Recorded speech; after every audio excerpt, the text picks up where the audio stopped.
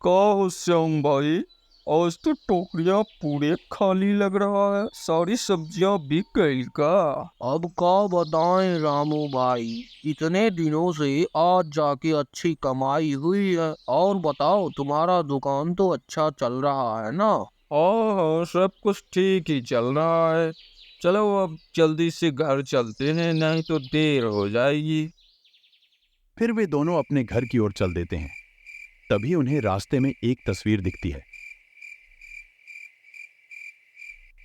अरे रामू, वो देख तो, वो क्या पड़ा हुआ है नीचे? कोई तस्वीर लग रहा है। अरे वाह, बहुत बढ़िया तस्वीर है रामू। जा, इसको अपने घर के दीवार पे टांग देना, बहुत बढ़िया लगेगा। हाँ श्याम भाई, रात भी बहुत हो गई है। अब मैं अपने घर जाता हूँ। और हाँ, कल बाजार जाते समय हमको भी बुला लेना। रामू उस तस्वीर को दीवार पर टांगकर सो जाता है। आधी रात को उस तस्वीर से एक भूत निकलता है। ही हो, बड़े दिनों के बाद कोई शिकार करने को मिला है। अब आएगा मजा।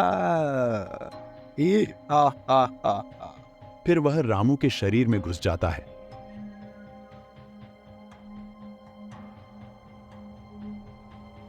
अब मजा आएगा शिकार करने का। ही हा हा हा हा। इतना कहकर वो भूत शिकार पर निकल जाता है।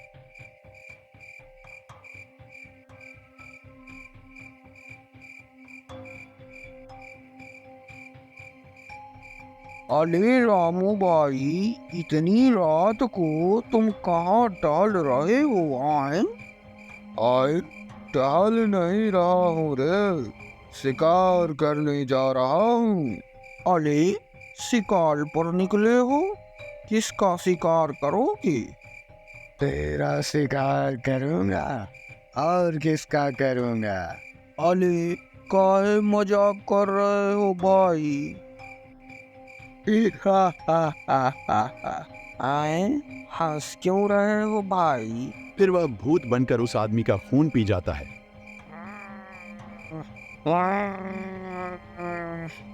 और उसकी लाश को वहीं फेंक कर चल देता है।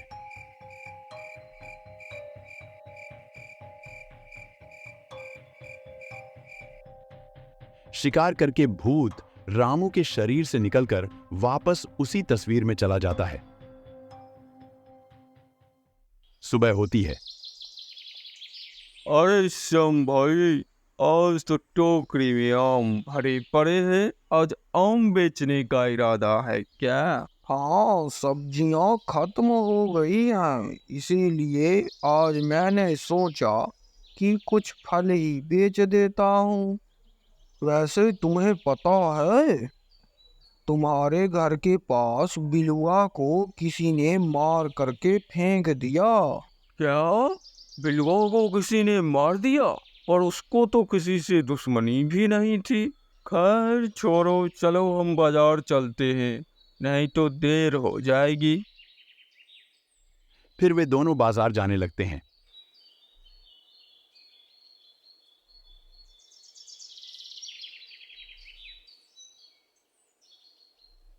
अरे रमुआ, जल्दी जल्दी घर चलो, शाम हो चुकी है, जाते जाते रात हो जाएगी।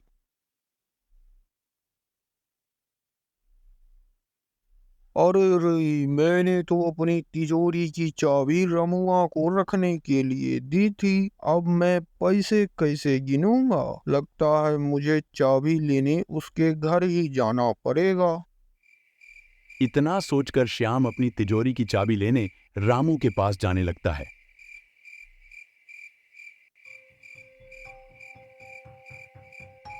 अरे, ये रामू उसको मार क्यों रहा है?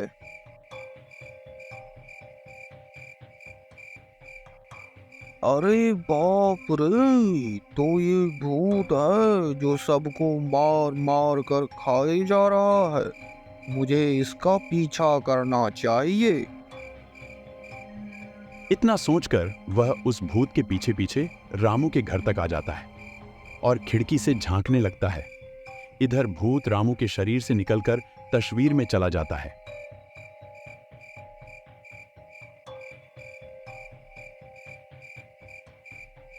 अरे बाप रे, तो ये सब इसी भूतिया तस्वीर के कारण हो रहा है। इसमें से भूत निकलकर रामू के शरीर में घुस जाता है और फिर शिकार करके वापस उसी तस्वीर में ही चला जाता है। मुझे ये सारी बातें सरपंच जी को बतानी होंगी। फिर वह सरपंच जी के पास आकर उन्हें सारी बातें बता देता है।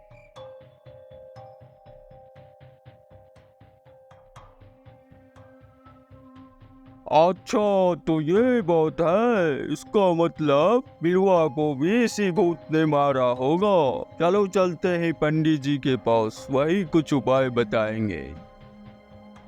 फिर सरपंच पंडित जी के पास पहुंचकर सारी बातें बताता है।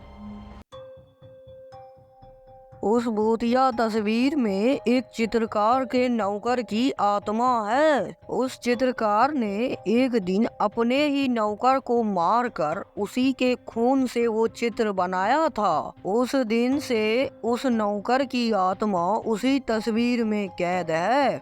अगर हम उस तस्वीर को ही जला दें तो उस नौकर के आत्मा को शांति मिल जाएगी। हम लोग सुबह सुबह ही उस तस्वीर को जला देंगे। सुबह होती है। पंडित जी उस तस्वीर को लेकर मंत्र पढ़ते हैं और वह तस्वीर जलकर राख हो जाती है।